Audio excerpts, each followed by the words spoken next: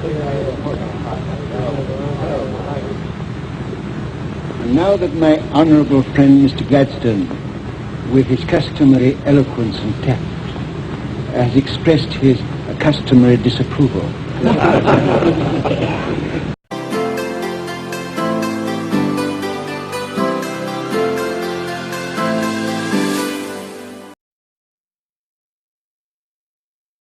What's up everybody, I'm Rick. And I'm Anna. And welcome to our bucket list channel. Today we're continuing one of the elements of our bucket list, which is to watch every movie that was nominated at the Academy Award for Best Picture from 1927 to 2028, so 101 years. Today we're talking about a movie that we just watched, Disraeli, a movie from 1929, was nominated for Outstanding Production at the third ceremony for 1929-1930. So the movie, Disraeli, just a bit of information about it first. Came out in 1929, November 1929. It's a kind of a pseudo-biographical story about Benjamin Disraeli, Prime Minister of England. But it's based off of a play that was a 1911 play that was then made into a 1921 silent movie that was then made into a 1929 talking movie. And you know what's the most interesting part of this? It had a long road to get there. Please tell me. Is that the main actor, George Arliss, who plays Benjamin Disraeli, plays Disraeli in both the play and the 1921 silent so movie. It's his role, 100%. Yeah. and the 1929 movie, yeah. It's crazy. Wow. Mm-hmm. Okay. Directed by Alfred E. Green. Like I just said, main actor is George Arliss. Other interesting tidbit, Florence Arliss, his wife in real life, plays his wife in the movie, Lady Beaconsfield, Mary. And she also plays his wife in the 1921 version of the movie. So this is basically a family production. A family story, yeah. Also stars Doris Lloyd as Mrs. Travers and Joan Bennett as Clarissa.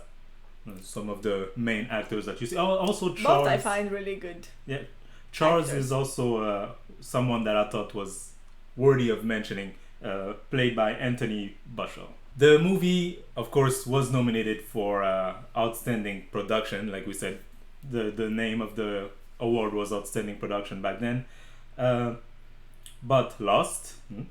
But was also nominated for Best Actor, George Arliss, who won. Oh, okay. Yes.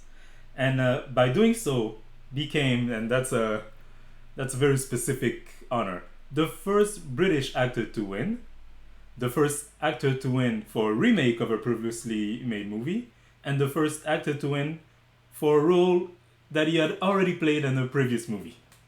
Do they still keep count of that?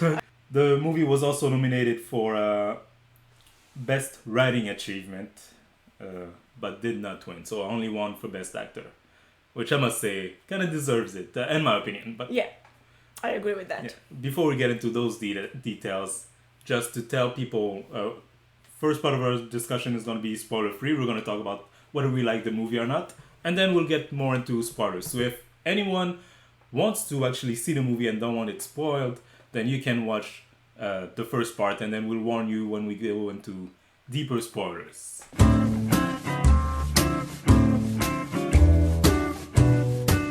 Spoiler free, what do you think about this movie? I found it particularly interesting because I feel is the first movie that we're watching on this list that really seems to present, accurate historical events. Based on historical events. Exactly. And so I went dug a little bit into the life of Benjamin Disraeli. Some elements are changed, You expect that. You expect that with movies like this, I think. There's a certain level of dramatization also. And also, I'll go deeper into that when we get into the spoilers to what the differences are, but yeah. But I was curious about that though. Like, can you tell me, is the history presented there accurate. Sure, with the dramatization, and maybe his exact actions are not the same, but the general... I mean, the big lines are Okay. correct, yeah. The main goal of the character and how But the he way achieves. things like the action develops is not... Yeah, so, well, this demands a level of detail that we can't get into without spoiling the movie, but just like on a surface level, like, did you like it? I did like it, yes. I found that most of the actors were really, really good. I found that the antagonist, what was her name? Mrs. Travers. Mrs. Travers. I found that she was particularly, interesting to watch. Mm-hmm. I feel like I have seen this type of character in more recent movies that I've watched in general. Mm-hmm. And I feel like she's done a really good job at portraying her character.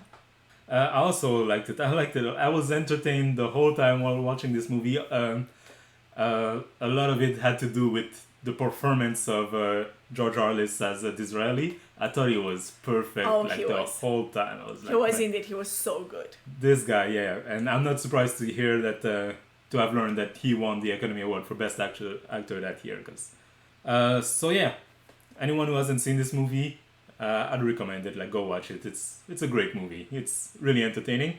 But now I feel like it was titillating you a bit earlier. Yeah, it is. I do want to get into that story. We want to get into the details, so yeah, let's move on to spoiler territories. If you guys don't want to get spoiled, move on and then come back for our next video where we talk about our next movie. But if you don't mind the spoilers, or if you've seen the movie, then stick around with us.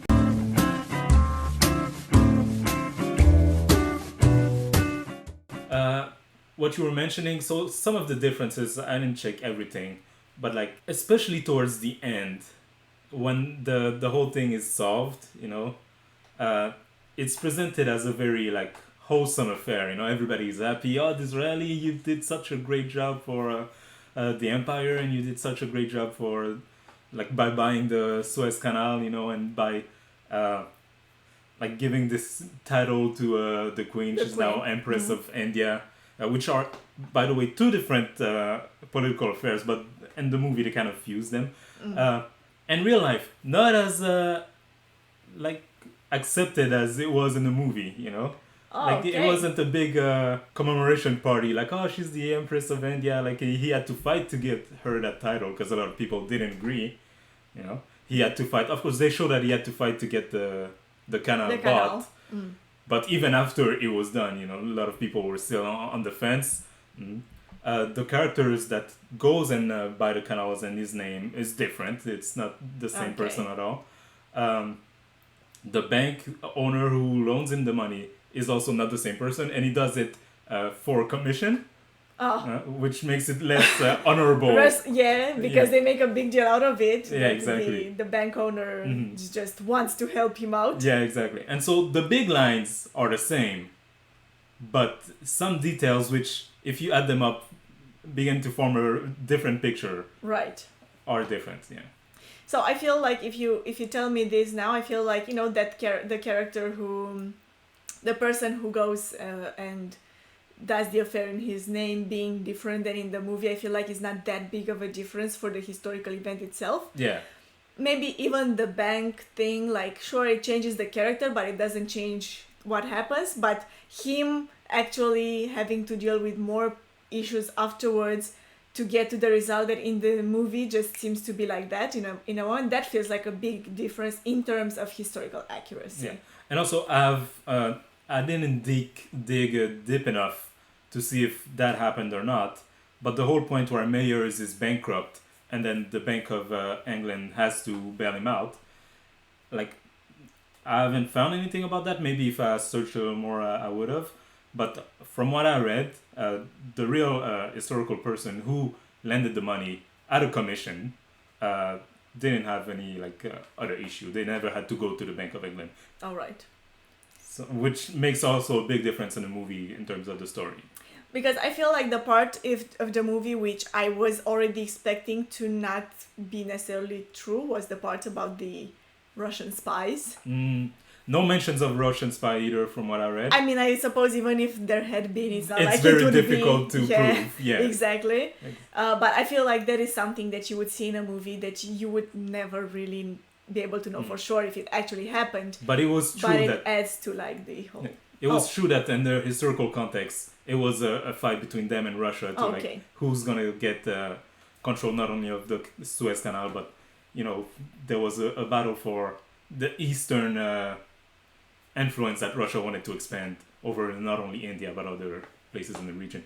Is there any particular like moment from the movie that you really liked or disliked, like that? I want to go back to the character of Mrs. Travers. Yeah.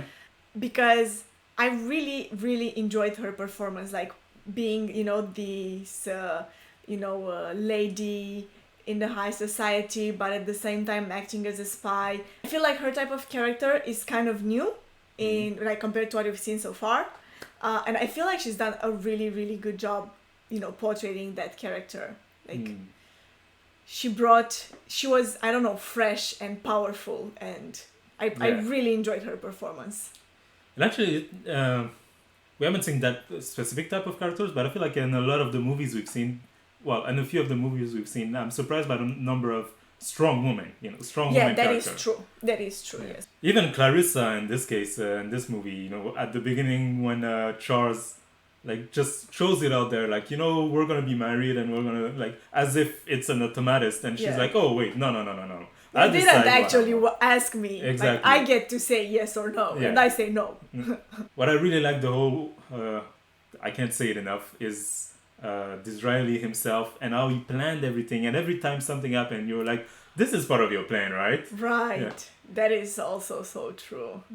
Even when things were going down, you were feeling like, no, he knows what he's doing. Exactly. Which is why when towards the end things really went down, I was so surprised to see that no, he didn't expect that. It was a hit for him. Yeah. Like he didn't know what to do. And then he came up with like a last minute, really plan to fake being sick and then trap the banker into signing the paper. Yeah.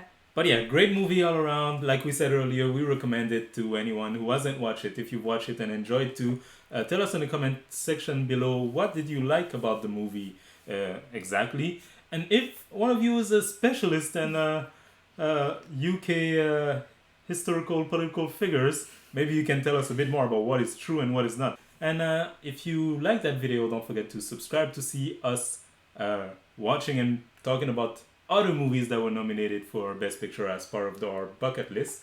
And hit the notification bell to be notified when those videos comes out. Any last word for the people? You should definitely go watch this movie. It's a good one. Yes, you should. Have a nice day.